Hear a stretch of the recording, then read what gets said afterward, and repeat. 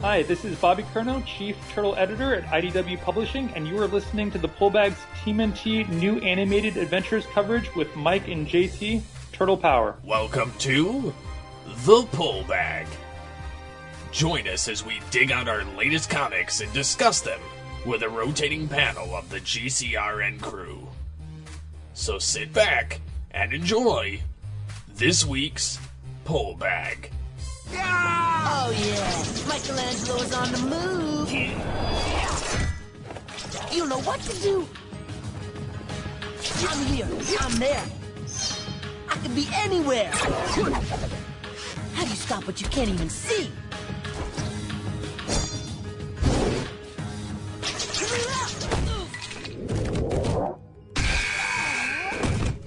Like that? Good one, Leo. Hello and welcome to The Pullbag. This is episode 79 and Bat Month is over. Hallelujah! God.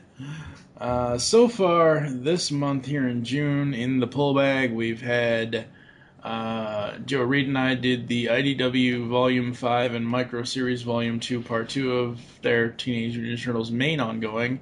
And he and I also interviewed the editor of the Turtles books. He's one of the senior editors over at IDW, so I'm sure he does more than just Turtles. And he told us that he does more than just Turtles. Bobby Curnow, so we talked with him. And now it's up to JT and I to go on some new animated adventures. Yay! I guess. I don't know. I'm not... This might be the first time ever that I give low scores on anything, because I don't know if it's the art, if it's the story, if it's the fact that I don't care about a certain number of characters that they're using in these things, and the format change, oh my god. So You just can't be happy, can you? no, because then we wouldn't have a show. True. So, alright, as I said, Teenage Mutant Ninja Turtles New Animated Adventures numbers 8 through 11. For number 8, the main cover is the Turtles surrounded by rats and the Wicked Witch of the West. No, that's the Rat King. No, that's the Wicked Witch of the West, Rat King. because he's got a green face. I don't remember him having a green face before. That's the Wicked Witch of the West. Oh, artistic license. Artistic. Or you can get the alternate cover where it truly does look like the Wicked Witch of the West, and we also get a cameo by Monkey Brains. Yeah. So this one starts out with Mikey basically praising Mr. Murakami for ramen noodle pizza. Seriously, some of the stuff that he's come up with in the show, I would gladly try. Because honestly, it sounds delicious. Like, was the first time they went to Murakami's shop, then the show they had pizza dumplings? Mm-hmm. Oh, those would be so good. And to get before I forget about this, to get the staff out of the way, we've got Kenny Byerly on the writing, Dario Brizuela on the art, colors by Heather Breckel, letters by Sean Lee, and the edits are done by Bobby Curnow. So they're coming out of the shop, and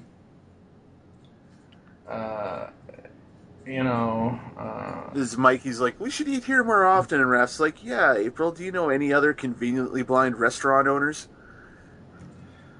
yeah, she'll have to check online, and apparently Donnie didn't realize that It was a joke. this is so awkward. Like, But this is exactly what Donnie does in the show. He opens his mouth and he inserts his foot. but in the show, because it's Rob's voice, like, I cannot even hear Rob's voice coming out of Donnie with this line. I just can't. I can't envision it at all.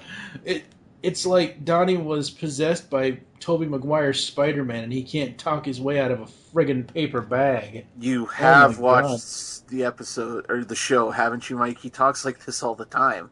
I know he does, but it sounds better on the show than it does in my head. It's called using your imagination. Yeah, well, my imagination checked out on this panel. But yeah, so April, it's like she sensed the disturbance in the force, and Yeah.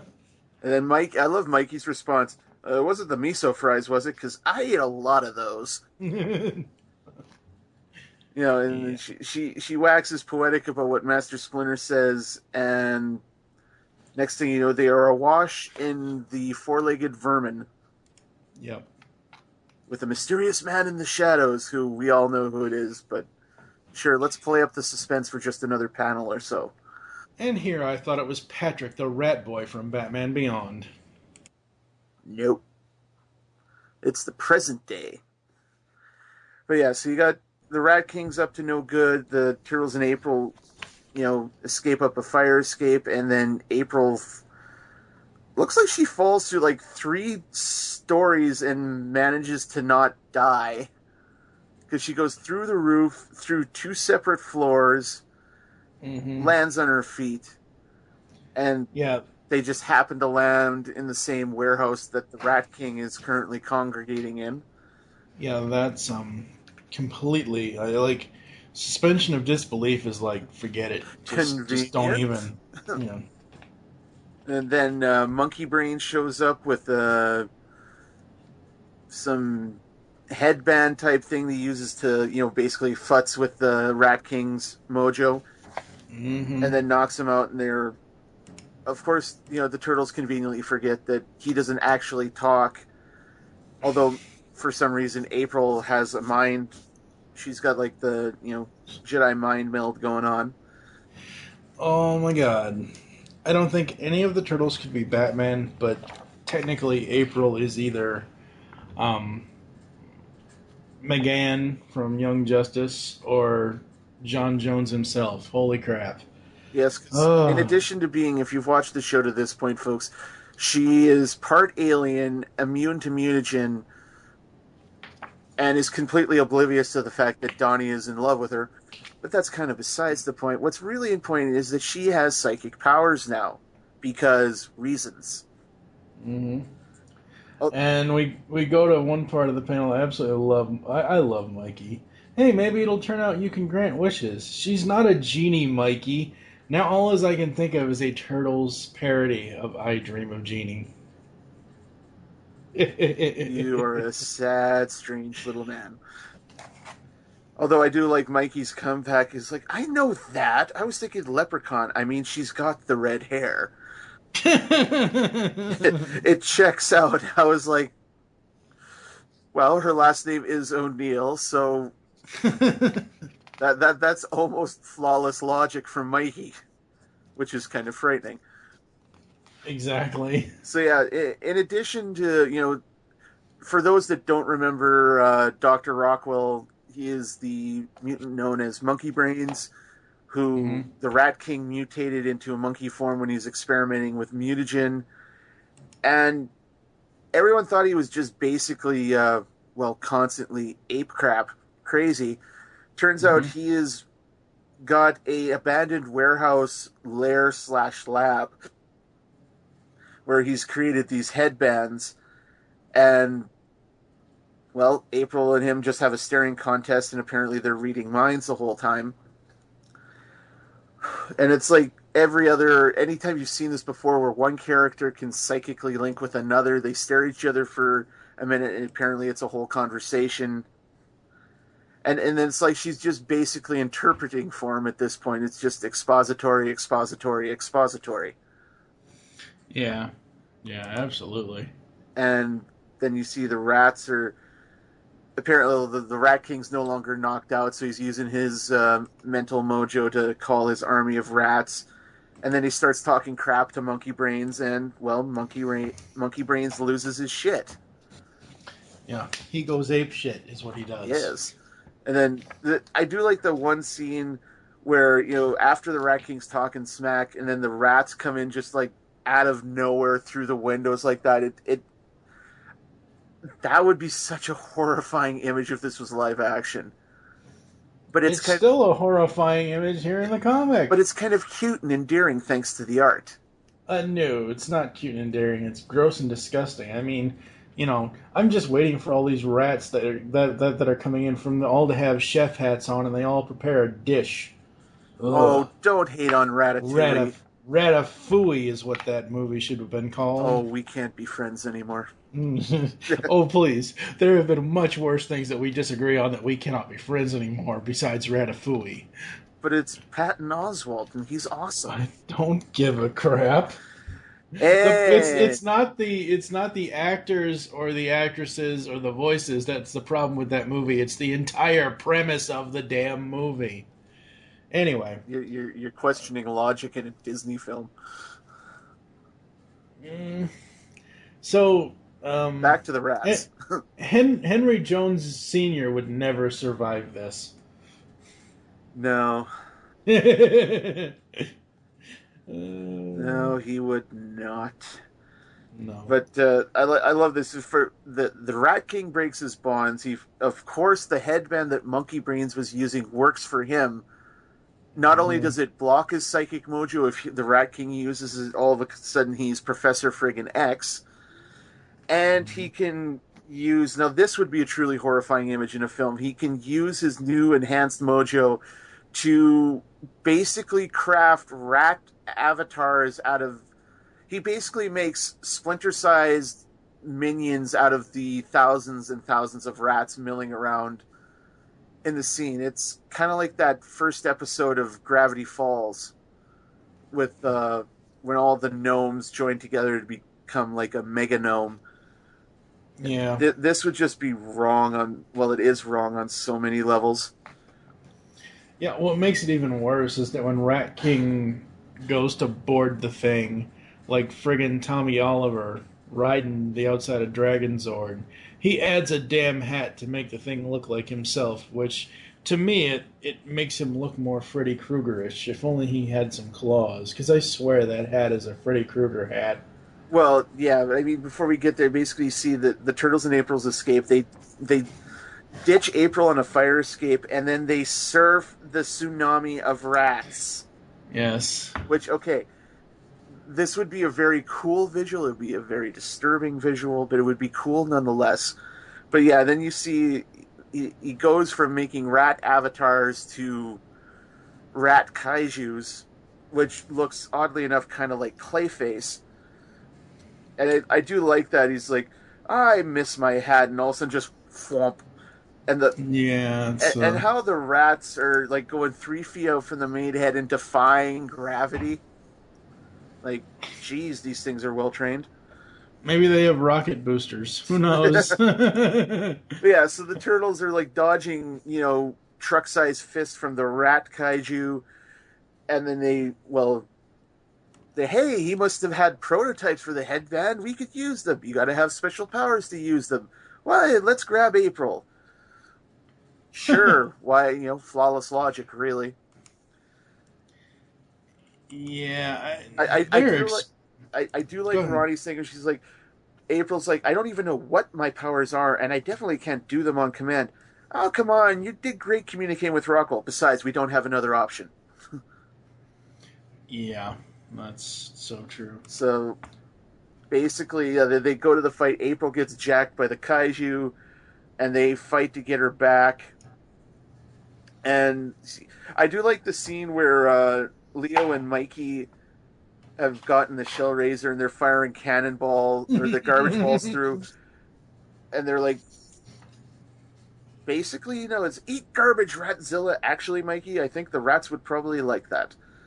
So they go ramming speed, and I do like the wide page spread. If you see the shell razor going up a ramp of rats and hitting the foot and then crashing, which is kind of reminiscent. If you have an iPhone or an iPad, there's a TMNT Rooftop Run. It's a game. It's basically like a running game. And some parts of the game you get to drive the shell razor down the street, dodging potholes and stuff. It was kind of reminiscent of that. So basically the Rat King starts gloating, and all of a sudden April performs a spirit bomb from inside the rat kaiju. But there's a whole lot of squeaking sound effects. I'm surprised there isn't a few splats.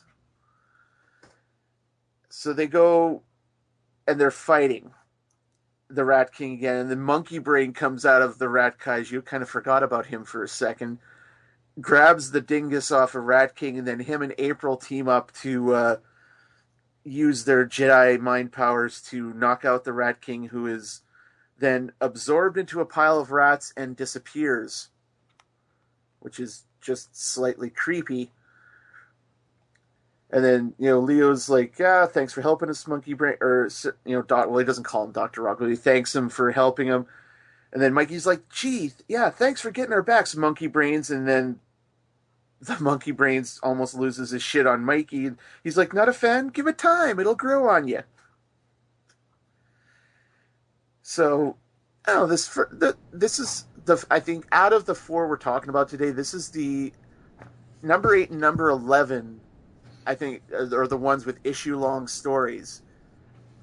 Mm-hmm. And it's not a bad one. I could see this being an episode of the show, and while it would be really kind of gross and icky, I would like to remind our listeners that they did an episode where Baxter Stockman becomes Baxter Fly, and it's basically Jeff Goldblum, the Fly, sort of. Yeah, but that's awesome, whereas rats are just icky, gross, and disgusting. I'm not saying it's not awesome, the episode. I'm just saying, if they're going to do an episode where you see a man forcibly mutate into human fly, and this scene where he mutates and everything is reminiscent of the Jeff Goldblum Fly movie, you could see this being a show. So, I mean, anytime the Rat King shows up, there's tidal waves of rats, which is just like, ugh. Yeah, very true, very true. It's, it's not very cool at all. So yeah, this is an issue. Wow, this is the. Holy crap! I didn't realize that this was. So 2 out of the 4 are issue longs. The other 2 are double wides. Great. So issue number 9, the cover. The turtles are chasing poor Metalhead. It's done by Brazella. Yeah. For the regular cover. The incentive cover is done by John Samariva. Samariva, yeah. Yeah. Slightly more animated, or not animated, but more animeous, I guess. It's an all-around decent cover. It's basically a group shot. It doesn't... I'm kind of getting sick of the retail incentives not being something really cool. Yeah. And then, I mean, like the main cover, we'll talk about the convention exclusive in a minute, but the main cover is cool because they're chasing Metalhead. The retail incentive cover is just a group shot of them. And then the cover RE, Kids' Choice Awards, art by Chad Thomas, colors by Heather Breckel. The turtles get slimed.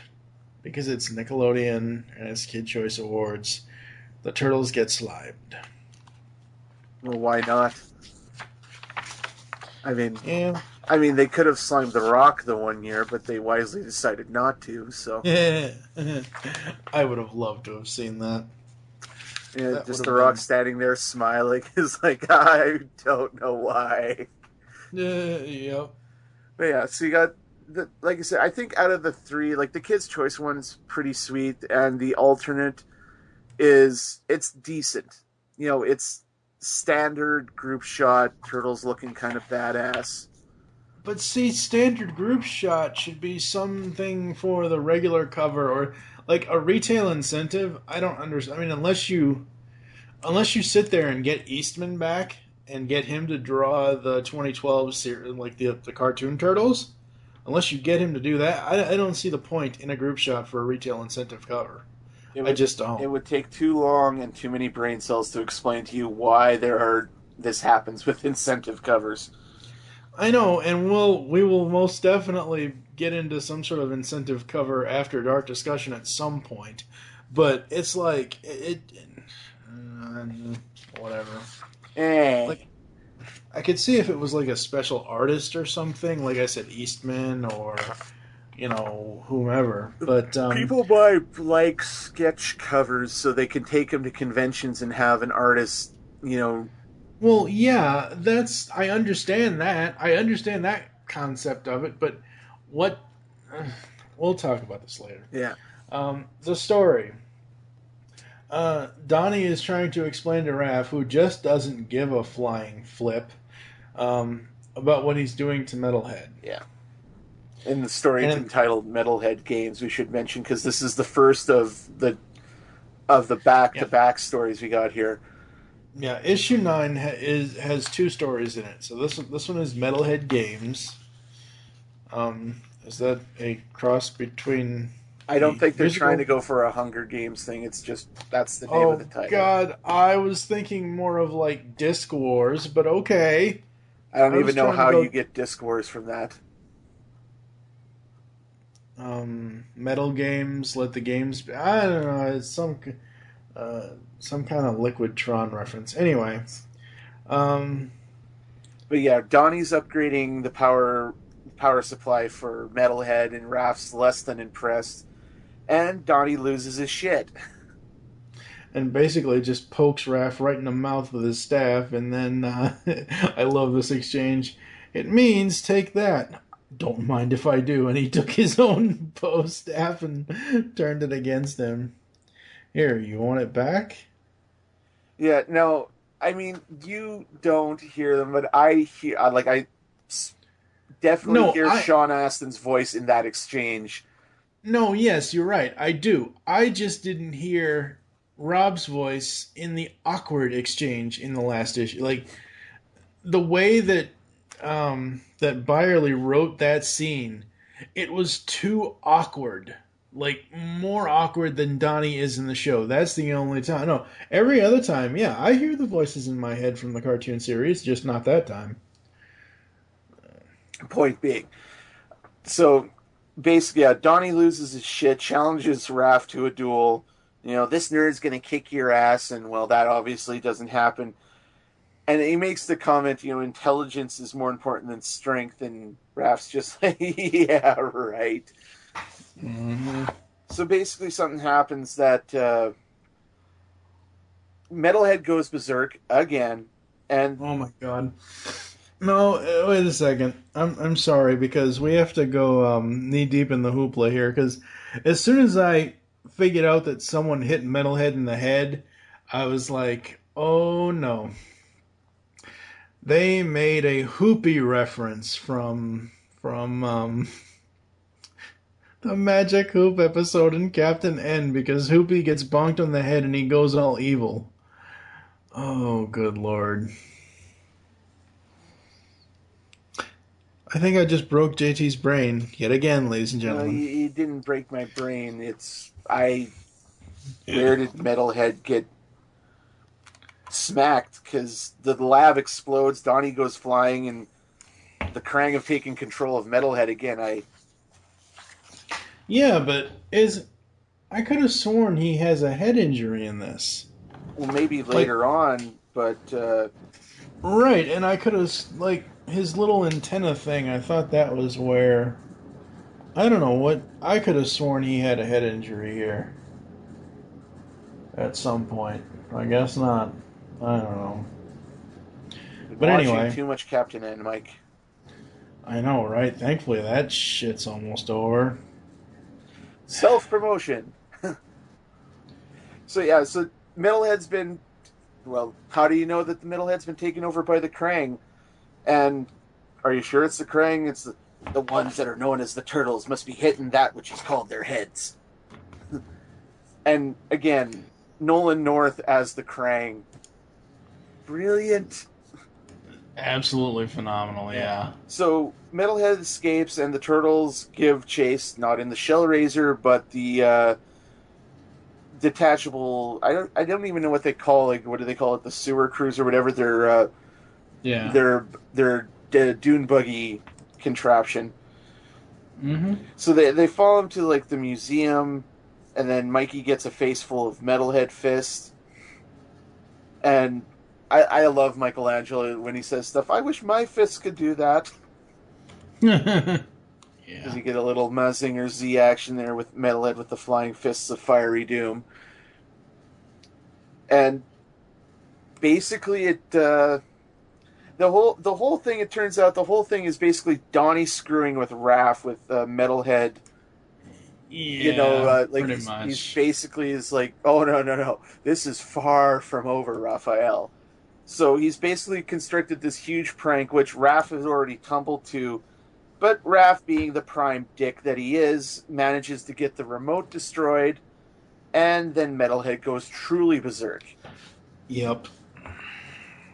And of course it's all Donnie's fault, because it could never be Raphael's fault, because God forbid he should take some personal responsibility. Yeah, I don't know if you're gonna... I don't know what your feelings are on it, and I don't want to go off into a whole tangent, but... Metalhead died in the show, correct? Donnie didn't rebuild him. Oh, he's in the process of rebuilding him, I think. At least they hinted that from the end of the episode. Mm-hmm. And they never specifically state with these comics where it's in and around, in between episodes, so this could either be sometime after Metalhead's heroic sacrifice, or it could have been before. See, to me, and I know what you're going to say to me, but Mike, characters in comics, they always die and they always come back. Except Uncle Ben. Uncle Ben and Thomas and Martha Wayne. That too. Yeah. I am of the mind with Metalhead now. He should have stayed dead, just like Coulson should have stayed dead. Lies and blasphemy. No, it is not lies and blasphemy. Lies and blasphemy. No, turning it's your not. Nerd card. If you didn't watch more Phil Coulson, you don't deserve comics, sir. And we're just going to leave that there. It's not about his character, because his character improved. Like, I hated him in Iron Man. I could not stand him. I thought he completely... We're getting off on a whole tangent. No, it's not about that I don't want to see Clark Gregg in that role. It's how stupid they brought him. I would have loved it if it was just a damn life model decoy. But I think bringing him back so soon after Avengers, after his supposed death, quote-unquote death in Avengers, it just takes away from that moment. But anyway, back to Turtles. But, yeah, Metalhead goes berserk, sparks from the eyes and everything. Takes off again and, well, just basically starts wrecking everything. Pretty much, yeah. And what follows is... I love Michelangelo's choice of action. They split the buggy in two with Leo driving their half. He fires the grappling hook, which shouldn't have worked. Well, it should or should not have worked. What I find is you never know the tensile strength of anything Donatello constructs, because as rickety as that dune buggy looks, you think that thing would have fallen apart by now. But no, the grappling hook hooks onto the manhole cover shell of Metalhead, and so Leo and Mikey get hauled off into the sky with the greatest of ease. Yep. And they just basically get slapped around, everything. I do like the one scene where it's almost a Batman Forever reference, where I forget the name of the building in Times Square where they drop the New Year's Eve ball from, but they end up hanging off the side of that, and they basically drive up that before they fall off. And I couldn't help but think of that one scene in Batman Forever. Oh, yeah.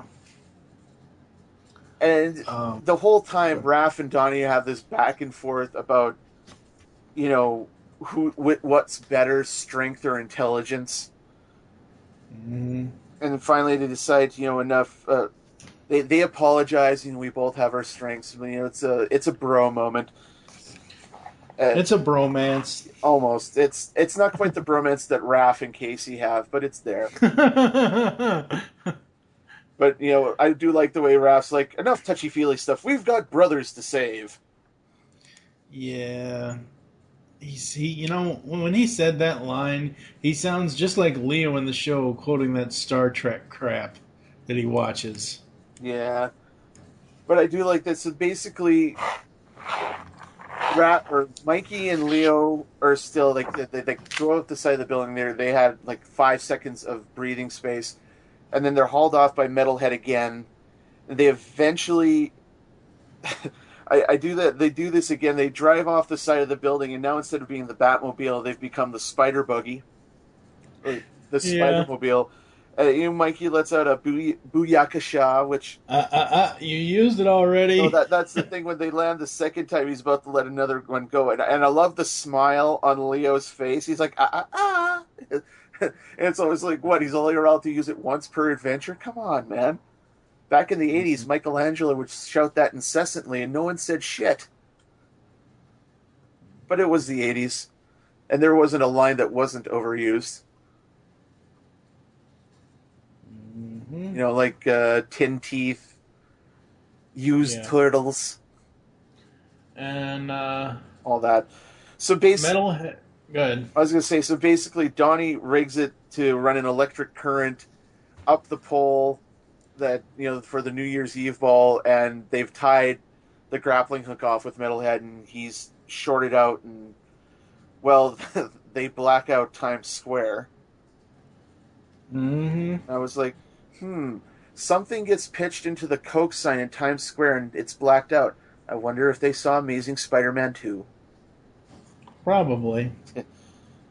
They're like, hey, police helicopters. Yep, time to go. Yep. And then you got, Carlos, Ching, whatever, Obrera, which... Couldn't you just done like an Ann Coulter reference or something instead you got this knob? It's like, have the aliens returned? Back to you, Joan. And, Splinter drops the moral of the episode and reminds them that a dangerous weapon like Metalhead must never be used for pranks and water balloon. And Mikey's just standing there, what? It's like, come on, Dr. Frankenstein is better than that, sir. But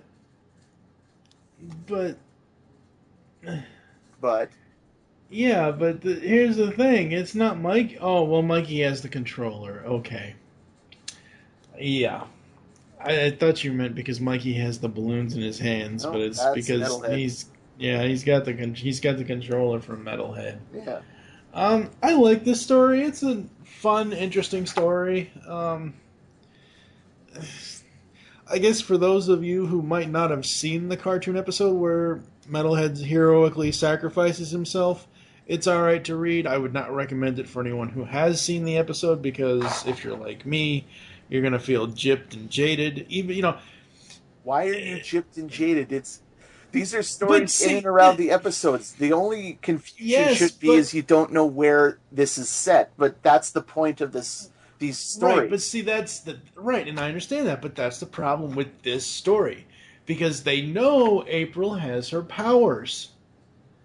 They know about that, and she's, they know that she's, some weird crangamajang thing, and yet they don't know, like, it'd be different in the beginning of this story if Donnie made a reference in some sort of internal monologue saying, Metalhead died to save us. I'm going to rebuild him and make him better. Something. And then go from there. I wouldn't have a problem with it. And it's not like that one little thing is going to make me, take my grade off the issue. So, the next story is Raph's Shiner. When I got to the end of this, I'm like, oh my god, no, they didn't. Yeah.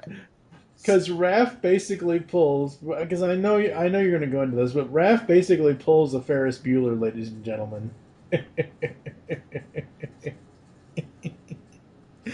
Oh my god. Go ahead. Well, I don't get the Ferris Bueller. Because Ferris is always trying to get one over on his parents and his sister. Didn't draw that conclusion at all, Mike.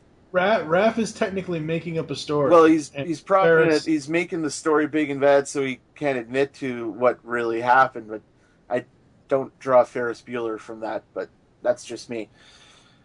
So yeah, like Raph walks in the room and he's got this huge goose egg, and he tells his brothers the story. He's essentially fighting what looks to be this comic's version of Hun. Yeah. From the 03 series with some sweet dragon tattoos, I'm not going to lie. Oh yeah, Hun looks great in this. And I do like the monologue that he has. Ha ha! The turtle with the red nest, the fiercest of all the turtles. I was like, yes, we get it. Raph is an egomaniac and he's a badass. So of course, Raph's ready for him. It's like, yes, he randomly falls into a pile of trash with a missing canister of ooze, and he mutates in a dragon because comics. Yeah. I love how vibrant the art is in these. I do the morph into the dragon. Mm-hmm. No, it's good. I do like where the Leo and Donnie start calling foul on Raph's story, and Donnie's like, "Yeah, it's not like there was any dragon DNA around to influence the mutation." And then Raph's basically, "Stop trying to confuse the issue with facts." You know what? Who cares? Who cares how it works anyway? The point is, I was fighting a dragon. A giant dragon. Yeah. And honestly, just it doesn't look anything like the character.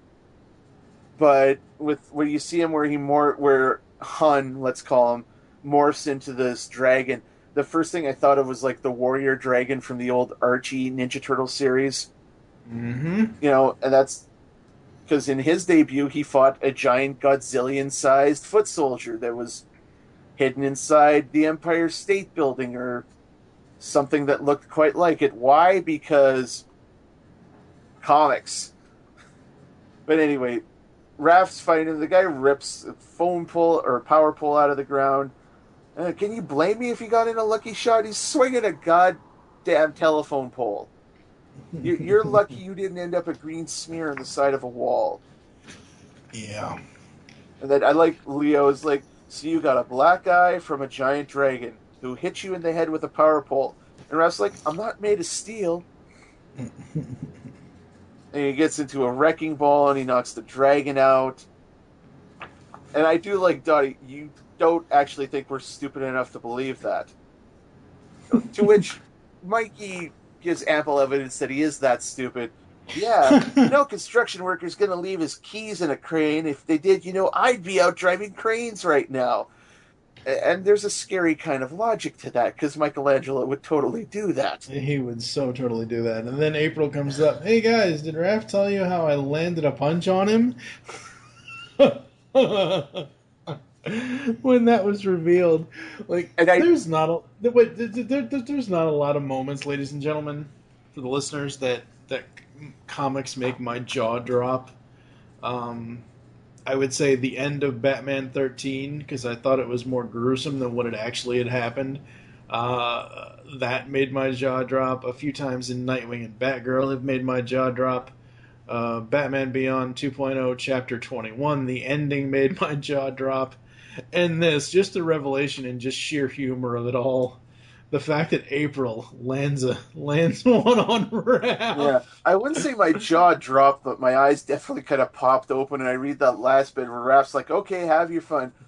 And once you read the power where the guys are all concerned and appreciative that Raph was helping April train, and then you realize that what you expect to happen here has happened, like, it was there, but you don't kind of consciously recognize it. That what you expect to be at the end of the story has actually happened throughout the story, which I thought was pretty smart. Absolutely. So, yeah, we're not going to make fun of you for being nice for a change. And Donnie's like, April needed a sparring partner. Where was I? You were in the lab being a nerd, Don. We all know what you do. And then, overall, I was trying to say earlier that the colors and the art in this one really, really bright and pop and are kind of pretty awesome. Oh, yeah. So the next one, we have issue number 10. And issue number 10 is the return of Spider Bites. Lewis Black? Yeah. Oh, my God. I'm going to say it right now. He's the one of my favorite. Him and Jeffrey Combs as the Rat King are two of my favorite voice actors. I mean, Danny Trejo is the neutralizer, but you can't tell because of how they futz with his voice. Yeah. It goes without saying that I love the Feldman as Slash. That just goes without saying. I love movie Donnie as Slash. I really do. He really sinisterizes Slash up a lot, but when I heard the news that Corey Feldman was going to have a voice role on the show, I thought they were going to do some universe-wide expanding thing. This is the same thing I've said about the show for a very long time now. I basically want a Turtles Forever for this series, where all of the originals that are still around come back and do their, whether it's, Robbie Rist and Corey Feldman for Donnie and Mikey from the movies, whether it's all these people. I really, really do. I was not expecting Corey Feldman as the voice of Slash. Yeah. But it is so awesome. Yeah, I'm just kind of bummed out. It's like, make the neutralizer, just let it be Danny Trejo. Like, let it be Machete, because that would be awesome. But like I said, no, I'm a huge fan of Lewis Black's comedy, because I just like the angry comic like that. Mm-hmm. And I did like him in the one episode, like very early. It was like third or fourth episode of the. No, Spider Bites was the very first. It was Rise of the Turtles. That was Snakeweed, wasn't it?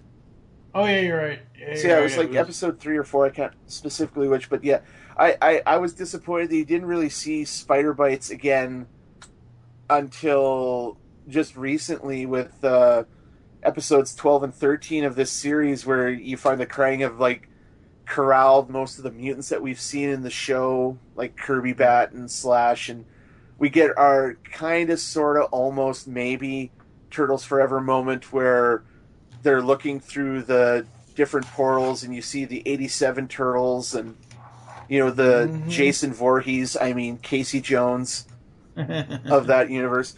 But yeah, so it's nice to see Spider Bites back. I do like that character. The regular cover by Brazella, it's standard, and it's reminiscent of Turtles 2 Secret of the Ooze, like the poster, with like the positioning of the turtles and the pizza and all that.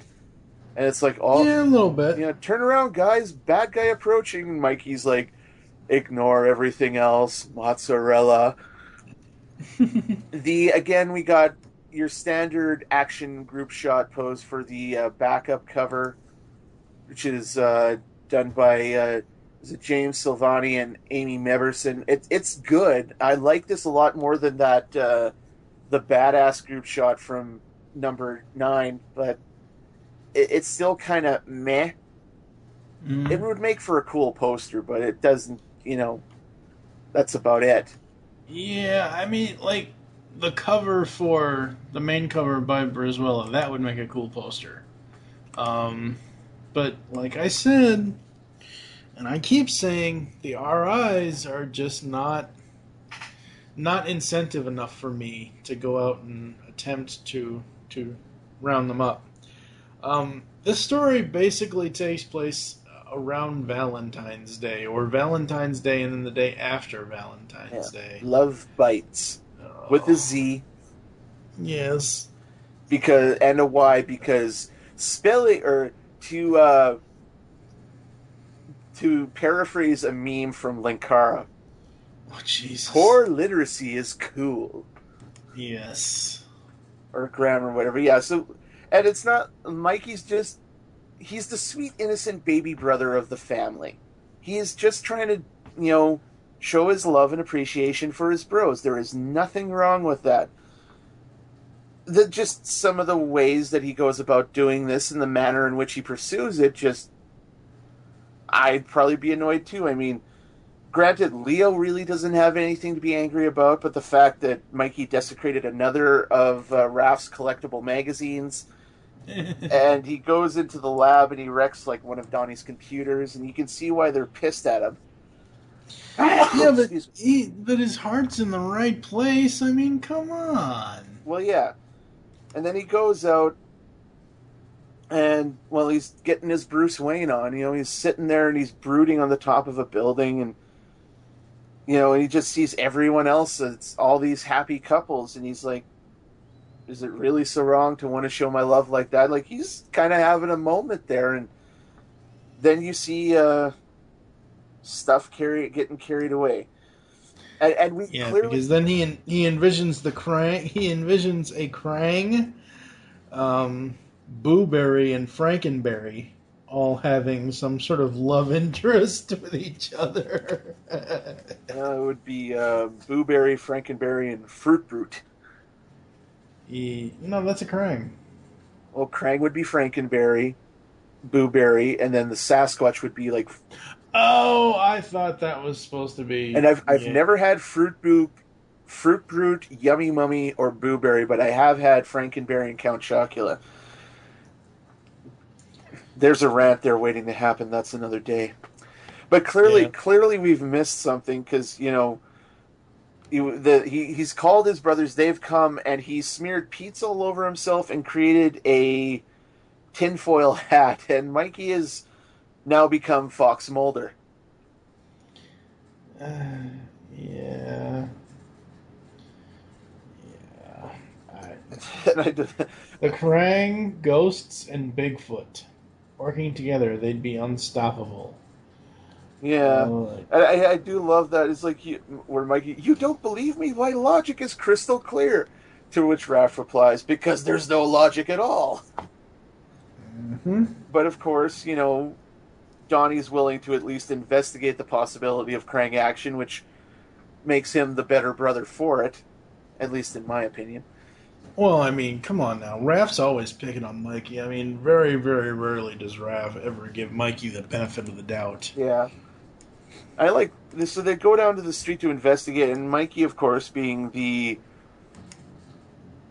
turtle that he is, he picks up random discarded box of chocolate and starts eating it. Which you're not exactly helping your case here, Michelangelo. You're just not. No, not at all. And they go into the restaurant and they find cobwebs, and all of a sudden, dun dun dun, spider bites. Yep. So they go off and they follow the trail of the green spider webbing to abandoned warehouse number 17. And I swear to God, this is the one from the Rat King issue, and clearly they got the same contract to rebuild the roof because the turtles fall right through it. Man, Adam Carolla really needs to go after that contractor. Yeah. And one of the things I love about Spider Bites is how, like, the guy is so ignorant that he keeps calling them frogs. He's like, "Hello, frogs. Who let you hop out of the swamp?" And well, that's part of the joke. Well, I know, but that's what I love, is that he's ignorant like that, and he calls them frogs. Although it does, I still hope and pray that we get the punk frogs in this show at some point. No. We've already got Wingnut and Kirby Bat. We've got Slash. Yeah, we don't need the punk frogs. Well, we need the punk frogs. We do not need the punk frogs. We need the punk frogs Infinity +1, no takebacks. We're done.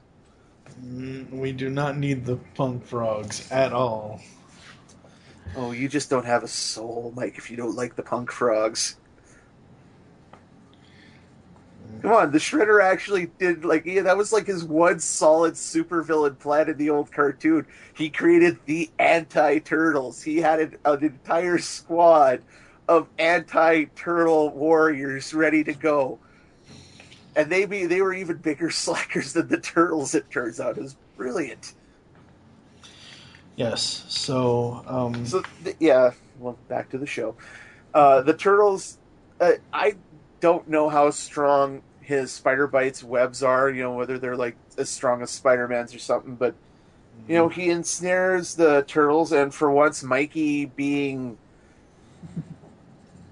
pants on head crazy, and we love you for that, Michelangelo, don't get me wrong, we love you for being that, but Mikey smearing himself with pizza grease has actually allows him to escape the webs because they're not sticking to him.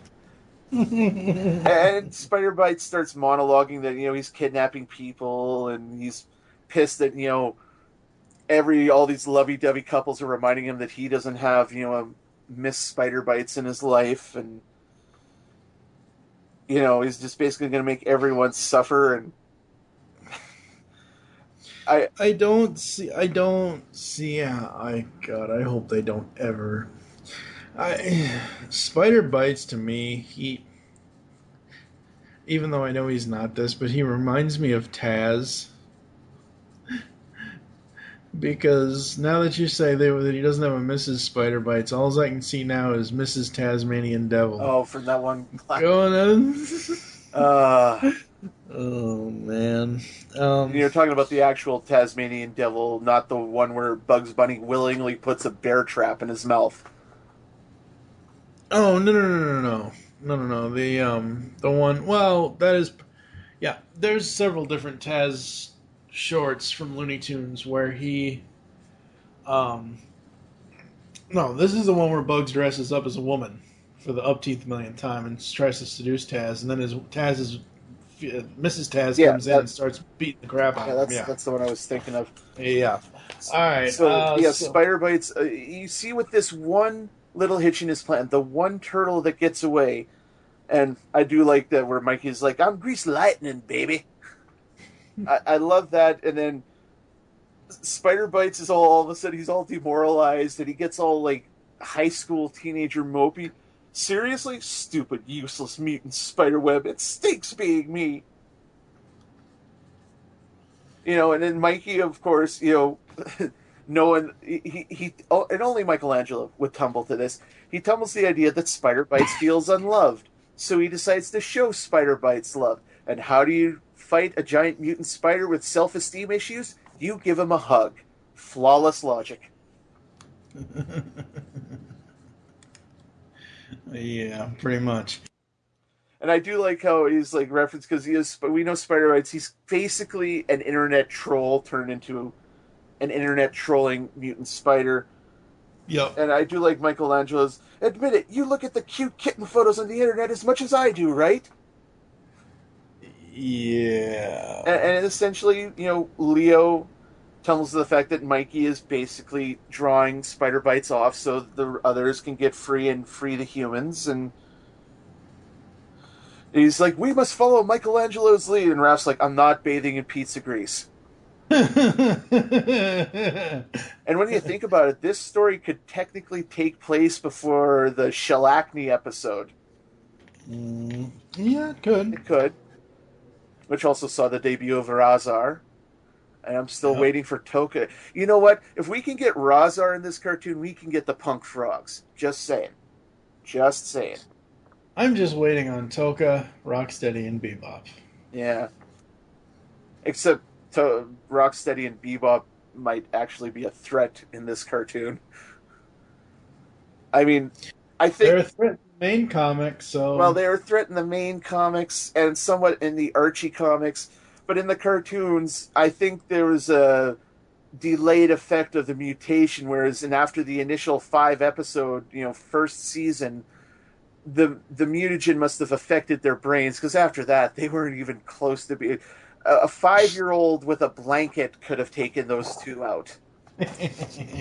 But anyway, so the Mikey just keeps going, deep down, I think we're the same, and Spider Bites just lays him out. Man, nobody's feeling the love today. Yeah.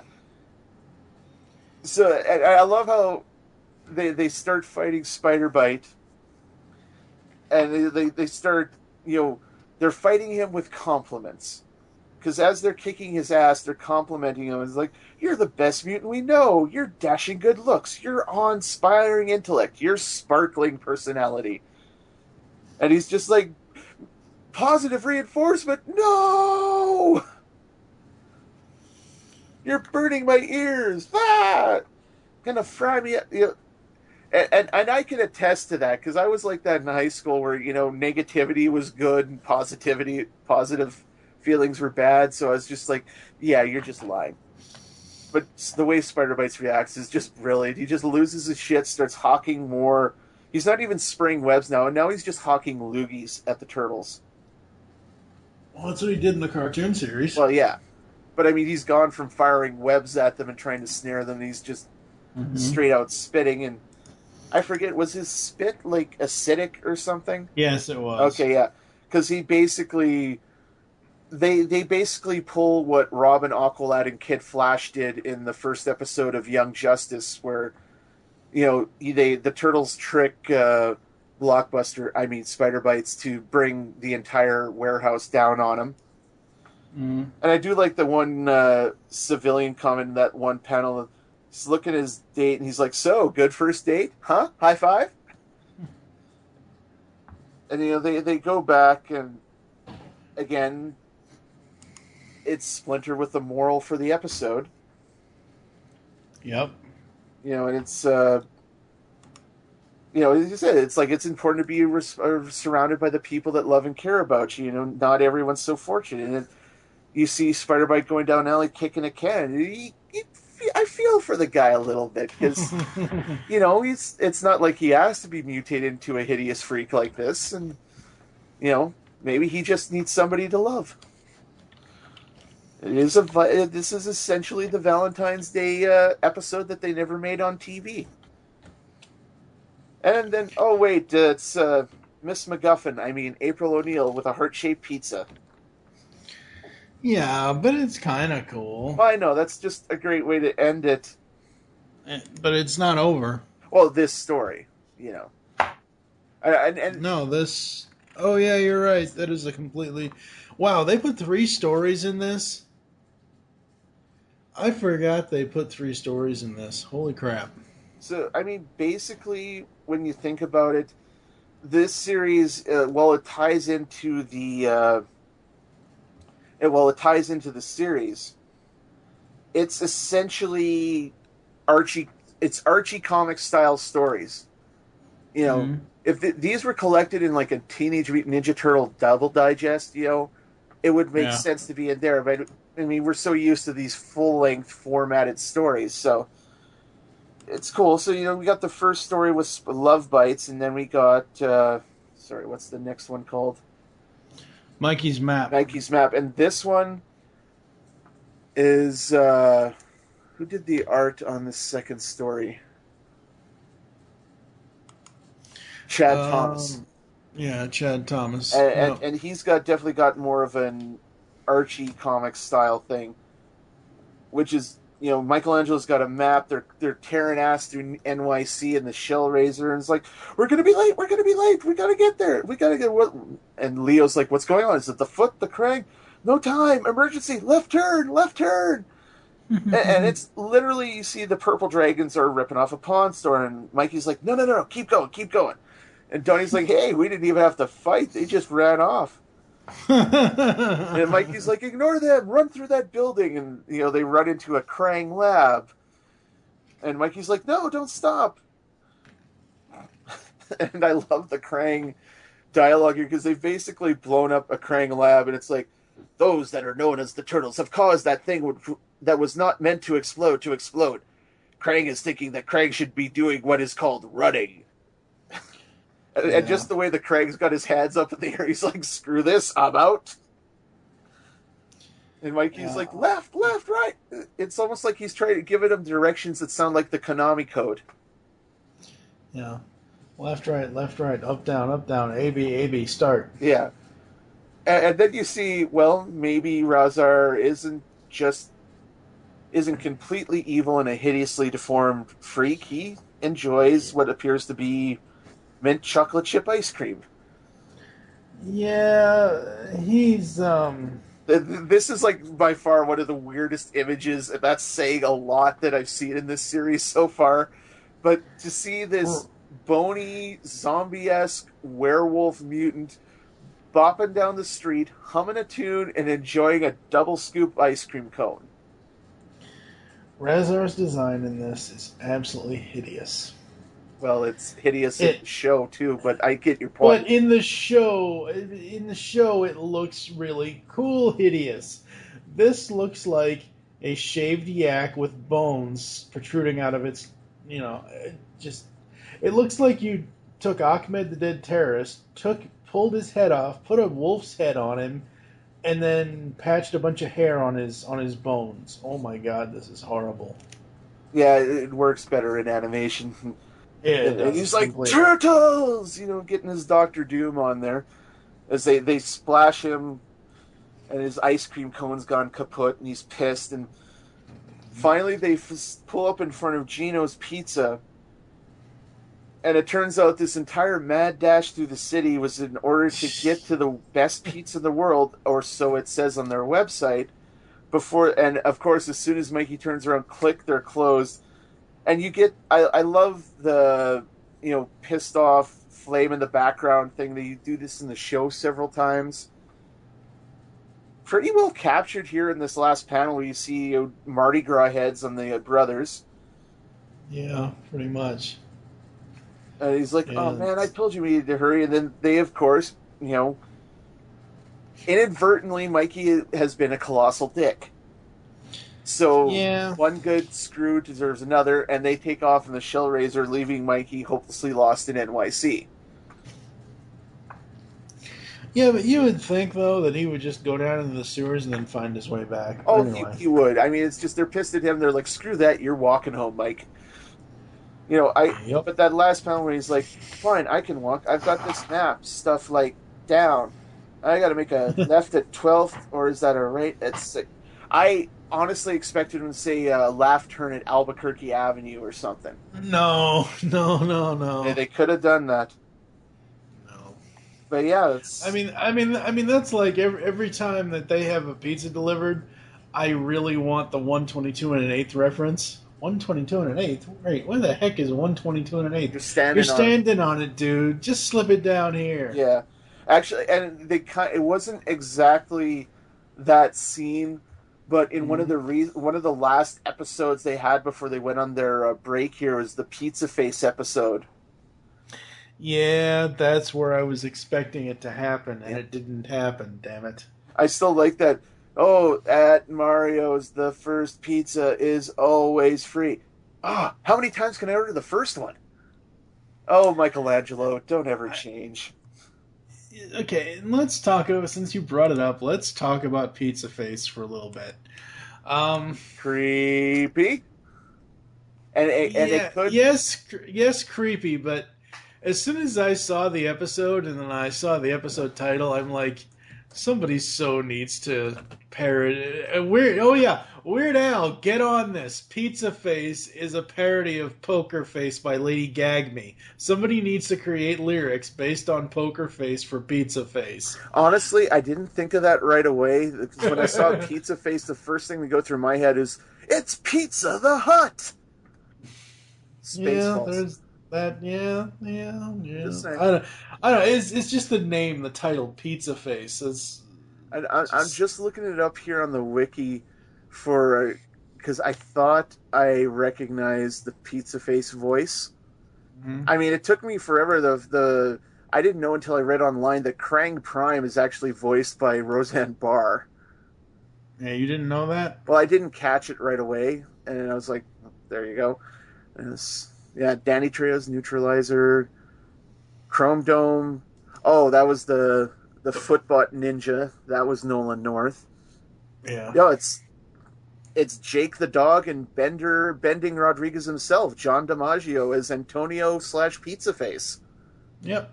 Although that entire episode is, it may or may not be a dream. Just in the way that it ends, because... you think Michelangelo just had the dream, but then you got the talking pizza slice, and I was like... And basically, Michelangelo ate a living being. Yeah. Which is kind of creepy, but again, we had the Baxter Fly mutation, which was kind of graphic, so... This issue here, where we're going to get into issue number 11,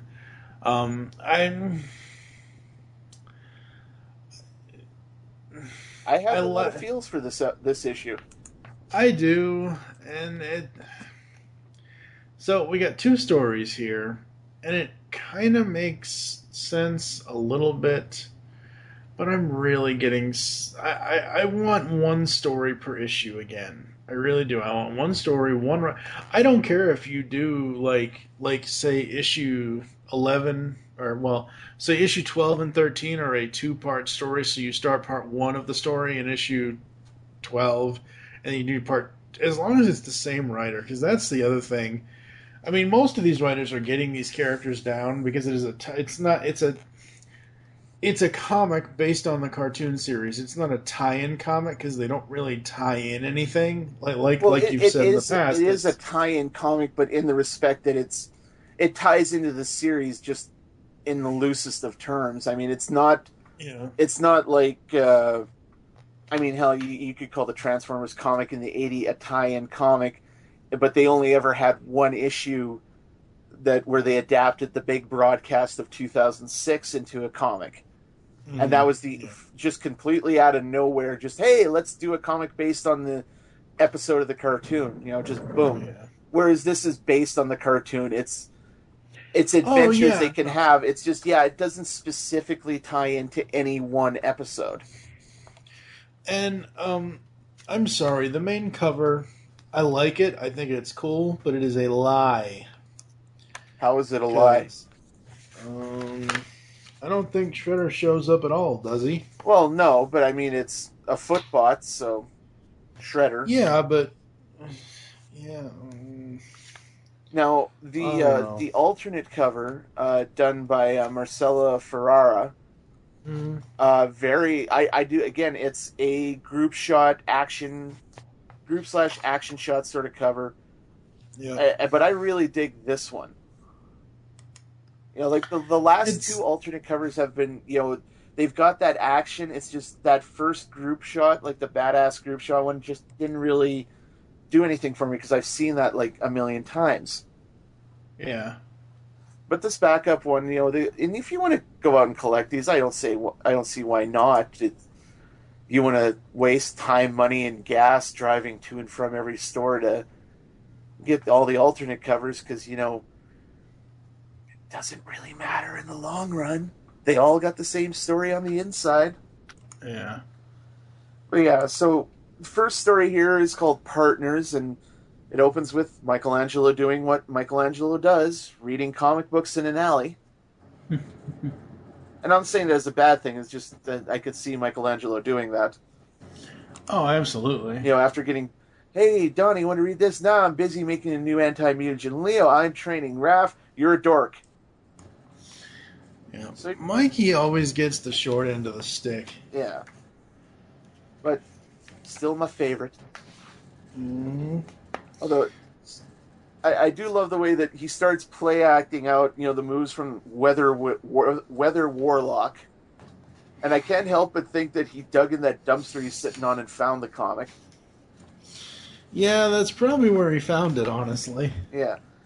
And apparently Mikey has the ninja ability to punch somebody and completely change their personality because he tornado punches a Footbot into the wall and then he basically spins himself so hard that he gets dizzy and is almost run over by a truck, Daredevil style, before the Footbot rescues him. Yeah. And he initiates mirror mode where I think they were watching Real Steel when they wrote this story. Mm-hmm. And don't get me wrong, I fucking love Real Steel. It's Rock'em Sock'em Robots. What's not to love? Exactly. So, basically, the Footbot adopts Mikey, and Mikey's like, I can't let you follow me home. Last time I did that, it didn't work out so well. Which, referencing the Leatherhead episode, which was great, because I love that every time Donatello gets near Leatherhead, he grabs a bit. He's cut my face! Not the face! So, of course, Michelangelo, being the naive, innocent, and hardcore comic geek that we all know him to love, he essentially comes up with the idea to become Batman and Robin with the Footbot. Or should I say, Captain Karate and Sparky. Because why not? It's Michelangelo. Yeah, those costumes. Oh my god, those costumes. You know, aside from the fact that they raided a Salvation Army Dropbox for this stuff, the costumes aren't all that bad, really, design-wise. And if you read this panel where he goes to, you know, does the bro fist foot to Sparky, if you see what Sparky does, if you didn't think about that one scene of the Avengers, you don't have a soul. Yeah. Because, let's face it, that's left punch all over again. Oh, absolutely. But you see them go off, you know, jacking some purple dragons and such, you know, fighting crime with pizzas. Fighting crime in a pizza time. Yeah. The funny thing about Sparky is, if only they had found a purple hood for him, because take out the green out of the costume, and he's basically the 87 foot ninja, purple foot ninja. Oh, yeah. Leave the green in, he's a foot ninja devastator. Yeah, I can see that. So Mikey and Sparky fight crime, and he goes back. Apparently, this whole time that Mikey was out, he was supposed to be getting a pizza. So my early assertion that he was just randomly chose to sit in an alley and read a comic book because Raph was being a dick, well, was incorrect. Yes. So he comes back, and you know, it's not Captain Karate, it's Captain Kung Fu apparently. But then again, reporters never get the story right. And you see a couple of interviews with, like, you know, with the civilians they've rescued, and I love that Mikey hears of a bus accident on the bridge. Hey, let me go pick up some more pizzas. You know, and he goes off to get Sparky and everything. And there's like, huh? Who? It's me, guys. It's Michelangelo. You know, Booyakasha. Yeah, we figured that out like an hour ago. Yeah. And so apparently this is a while later because you've been speaking out at odd hours a day, asking where the nearest phone booth is, wearing your cape to bed. Yep. And then he introduces Sparky, and of course their first reaction is, "Oh, you don't know what you're talking about, Michelangelo. Let's kill the robot." Absolutely. Kill the robot. Kill the robot. Kill the robot. Kill the robot with my spear and magic helmet. Oh God, no. So anyway, Karai and the evil Footbot show up, and they're here to Yep. reclaim Sparky. And after Michelangelo's like, "No, you can't wreck him. He's my friend." And Raph's like, "Do I have your permission to beat up these Footbots?" "Heck yeah, I'll even let you be my sidekick in trading." And he's like, "Who are you calling a sidekick?" Foot to the face. Yep. And this is the part here where I was just kind of like, you know, it's a little bit of Old Yeller. You know, a little bit sad because Karai's going in for the kill and Sparky sacrifices himself. Yeah, it's a little bit sad. It's a little bit sad. All of a sudden, Michelangelo is a badass. Because he takes out, like, 4 or 5 Footbots and, well, almost takes out Karai. You know, and then she, you know, slashes his arm, jumps away to be a complete, you know, irksome so-and-so another day. Yep. We get back to the lair. And Splinter, moral of the story, Raphael's a dick. Yeah, pretty much. You know, and just I say that, like, you know, brothers are that's like the prerequisite for being a brother, the older brother. You're a dick to your younger brothers, you know, toughen them up for the real world and all that. It's just like I'm just kind of bummed out Michelangelo lost his friend like that. That was surprisingly touching for this series. Mm-hmm. You know, I don't think they really, in the Spider Bite story last issue was like, damn, there's all sorts of feels over this stuff. Yep, pretty much. And then we clearly, the backup story is clearly the Krang have enjoyed watching Julia Child's cooking show because we have a story called Cooking with Krang. Yes. Mutagen and the entity known as You. Today, Krang will be instructing Krang into how to make things that are not mutated into entities known as mutants by using the substance known as mutagen. Krang will now apply the thing which is known as mutagen to one known as the bunny. God. Yeah. I do like his method. If the achievement of the desired reaction is not achieved, Krang should apply more mutagen. Yes, because that just makes everything better. Mm-hmm. And because the Krang here have created with putting more mutagen on the bunny, they've essentially created the evil Barry Gordon Nesquik bunny, is what this thing is. Because it was holding a carrot, which is organic matter. It is now Bunnyzilla because he's got carrot spines growing out of his back. Carrot spines. Well, it's just like weird. I still like that watch because the bunny is mutated into Bunnyzilla, which attacks the camera operator and is, "Watch out, Krang, who is operating that?" And then clearly, like lieutenant or something walks in. "Krang, this is no longer an intended development in the video known as mutagen, an entity known as You. Krang is now experiencing the emotion known as terror." And then the turtles bust in. Mm-hmm. Which isn't a bad thing. I'm just saying it's just... No, yeah, absolutely. It's just like, they've tracked the mutagen, so they're fighting the bunny. Raphael, I do like the smile that Raphael has on his face when he just straight up cold cocks the one Krang bot. You guys never know when to shut up. Yeah. And I love the next line. Check it out. Think this machine thingy does something important. Probably, Mikey, so don't touch it. Mikey, no touchy. Got it. Emperor's New Groove. No touchy. He's like, I thought you said we shouldn't touch anything. No, I said you shouldn't touch anything. And, they send the mutated bunny into Dimension X, which at this point with creatures like this, you're pretty much your only option. Unless it's Kirby Bat, which you have to cure, or it's that mutant pigeon who just wants some bread. Yeah.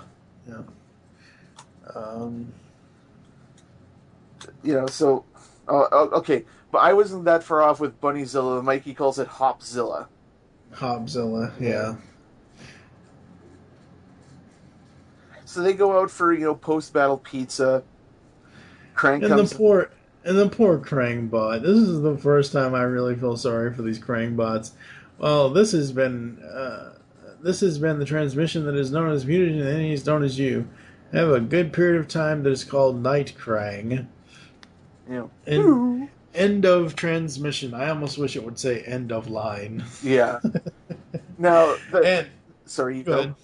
Well, I was going to say the next issue's cover coming up for issue 12 is Top Secret, From the Turtles to the World. They are in the bowels of the postal... please tell me it's going to be an adventure at the post office. I would love to see turtles going postal at the post office. Yeah, no, I saw... that's what I think the story's going to be, but I saw this, and the first thing I thought of, if you haven't seen it yet, they had the sequel to Percy Jackson and the Olympians, where they go through a door, and it's a scene where Nathan Fillion is the god Hermes, and that's 5 points right there to you. So they go through a door, and it's like this infinite chain of conveyor belts and rolling bar tracks, and that's the first thing I thought of when I saw this. But the turtles fighting in an overly elaborate and complicated post office, I'm down. Yeah, I'm down. Now, the one thing I do go want to ahead. mention is just the liberal application of mutagen by the entity known as Krang to the one known as the Bunny. The first thing I thought of when I read this issue, he's just basically slopping the mutagen on, is like, gee, I hope the Bunny doesn't turn into a hideously deformed freak of superhuman size and strength. Toxic Crusaders, and who knows? That is, if the Nickelodeon could get the rights to that, and Lloyd Kaufman would be down because he did turn it into a Captain and Planet-esque cartoon in the '90s. You could totally fit Toxie and the Toxic Crusaders into the world of the Teenage Mutant Ninja Turtles. So if we can't have my punk frogs, we could damn sure get Toxie in there. Yeah, no punk frogs. And then we have something very special at the end of this. We have Lego Teenage Mutant Ninja Turtles, an homage to the very first story that Eastman and Laird did way back when. Yeah. I don't even care about. It's not that I don't want to read the blurbs. I don't even really care about that. I just love seeing Lego Turtles because they're so much better than any original characters Lego can come up with their crappy movies with. But yeah, Lego Turtles rule. I still and I love you still get the same effect of just a little bit. Aw, they're so cute. Where there's like, you guys are in trouble now, blah blah, purple dragon turf, blah blah. Especially when they're wearing stupid turtle costumes. He's wrong. We're not wearing costumes. I was like, yes, yes. Yeah, I love that line. Absolutely amazing. And yeah, so that's it for this one. I think we're going to take a quick break, and we'll come back with final thoughts and ratings after this. Hunnick Outcast Podcast is the latest podcast to be partnered with the Geekcast Radio Network with its host, Jeremy Fine. What is Hunnick Outcast Podcast, you may ask? Well, it's a grab-bag gimmick of pop culture and non-pop culture events. One week I could be discussing Godzilla. One week I could be discussing some of the PG and PG-13 to R-rated Disney-esque movies, comics, getting on my soapbox, just ranting and raving. You never can tell. So check me out on iTunes, Hunnick Outcast Podcast, Twitter, Hunnick Outskirt, Facebook.com, Hunnick Outcast Podcast, and of course, syndicated shows section on the Geekcast Radio Network website. Finally, a podcast that will never be questioned, ever. What's going on, Donnie?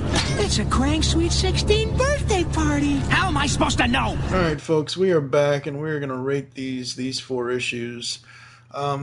Issue 8, I'll give it a 3 out of 5, which is barely passing. It's still a good grade. 3 out of 5 is not bad, but I don't like the Rat King story. I just can't. No. Ugh. I can deal with the Rat King story. Like I said, it's one of those, like I said before, other issues we've talked about. It's an episode they never made. Yeah. And you could say the same thing once we get to number 11, but definitely number 8, yeah.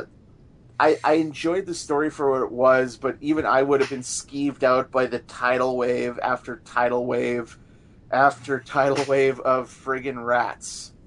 Oh, yeah, absolutely. As much as I love Jeffrey Combs, like I said, I hear the voice actors whenever I read these comics. It's just, yeah, I'm going to give it a 3.5. Mm-hmm. I liked it. Yeah. But it was entertaining, and that's really as much as I would care to say about just cuz. Yeah. Get on to number 9, the Metalhead story. I really dug the Metalhead story. It was a lot of fun. I'm giving it a 4 for Metalhead Games. Yeah, I mean the issue on a whole, I love the Raph story.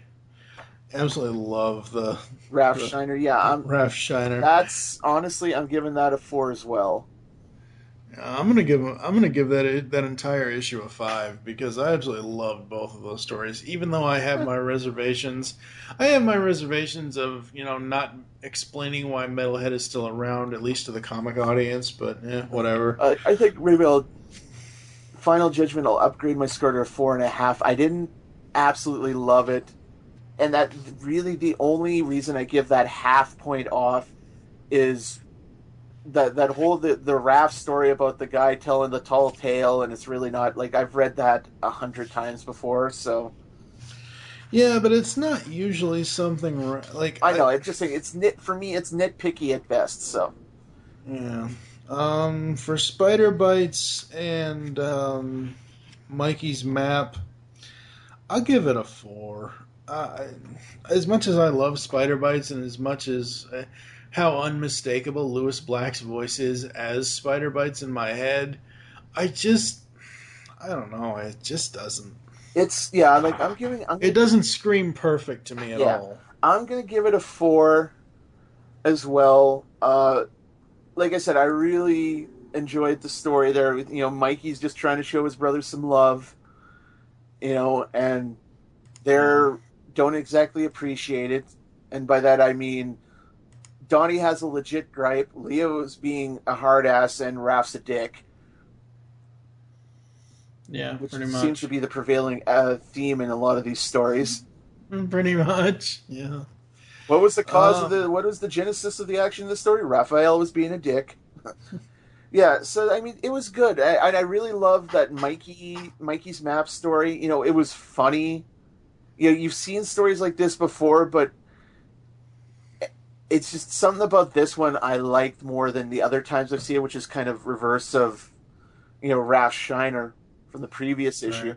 But no, I really dug that, and the art that they used on Mikey's Map really fit the series. So if Brazella ever has to go on like an extended break, you get Chad Thomas to back it up, because there's even a little, as much as Brazella tries to go after the art style of the show, Thomas really just makes it feel like his art almost makes it feel like a 2D animated sort of thing.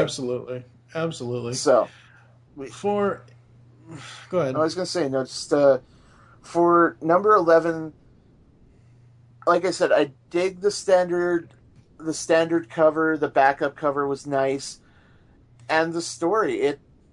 This was a lot of, like I said, there's a lot of feels here. It's a little bit of Old Yeller. Mikey has a friend. It's a robot. It's an evil robot, but he's not so evil anymore. He's having a good time, and he's living the dream, being a superhero, and well, as usual, his brothers are less than supportive of the idea. No one bitches and complains when Donnie builds a robot out of Krang spare parts, but Michelangelo brings home a brain-damaged robot, and all of a sudden it's a bad idea. Yeah, absolutely. Brazella's art was great. Like I said, the writing, was it Derek Fridolfs, and yeah, he did the main story, and then it was Jackson Lansing and David Server did the backup. So with the Krang story, the Krang thing, yeah, it was funny. I love the Krang thing. Yeah, the Krang thing was hilarious. I'm gonna give it a 4.5 on this one. Like, it's not that I didn't like the Krang story. It just, I don't know how to explain it. It's just that you could have done a little bit more. You could have got in at least another 3 jokes there somewhere. So, taking that half point off for that. But yeah, this is a 4.5 for me, mainly because, like I said, you got the Bucky O'Hara's evil mutant cousin in the Krang story. But yeah, it was that first one, Michelangelo and Old Yeller. That's the strength of this issue in that story. So. Yeah. So I was right. The solicit for issue 12 is it's a panic at the post office. A series of misunderstandings leads to a madcap race to stop a secret weapon from hitting the mail. The only one who can save the day just might be Pigeon Pete. Multiple heroes and villains collide in this action-packed tale of chaos and comedy. Woo! Pete's back, yeah! The whole time I'm seeing this post office cover thing, and I'm thinking, oh my god. The mail room. What would happen if the turtles and the minions collided? That would be so fucking amazing. That would actually be pretty dope. I know, right? I'm trying to see if there's a solicit for issue 13 here. I don't know if that's out yet or not. Animated Adventures. No, I don't see it yet. So I'm not sure when the next time around we're going to be doing New Animated Adventures, ladies and gentlemen. It's going to depend on the release scheduling for New Animated Adventures. It will either be issues 12, 13, and 14, or issues 12 through 15. It just depends. Right now I have it on the pullback schedule for the third week in August, but that could change. It most likely will change. So, there you go. Where can the people find you online, good sir? They can find me on the Twitter sphere at JT from Saskatoon, all one word. Alright, you can find me, TFG and Mike. You can find us at Geekcast Radio for all the other network updates on Twitter. And for now, I think that's going to do it, because next time around, what do we got coming up next? Coming up next is... next week is a double shot of the pull bag. One is the Arkham Sessions crew of Mr. Brian Ward and Dr. Andrea Letamendi returning to cover Batgirl Volume 2, Nightfall Descends. And then Ryan Drost from Star Joe's is going to be joining me for a pull bag after dark when we talk about the fact that Nightwing is no more. Make your great escape into comics, and we will catch you next time. Too bad there's no place for freaks to meet people where no one can see how hideous they are. Wait, there is. The internet. You've just heard the latest episode of The Pull Bag, the GCRN's comic review and discussion podcast. There are several ways to get in touch with us and leave feedback for the show. You can visit the website, geekcastradio.com, where you can comment on the episode and all of our different podcasts. You can rate our show on iTunes. Be sure to leave us feedback. Call the voicemail line, 502-526-5821. Please remember to tell us the show you are leaving the message for, and your name. Become a fan of us on Facebook by searching Geekcast Radio Network. Send us an email feedback at geekcastradio.com. Follow us on Twitter at geekcastradio. So until next time, make your great escape into comics and unleash the geek in you.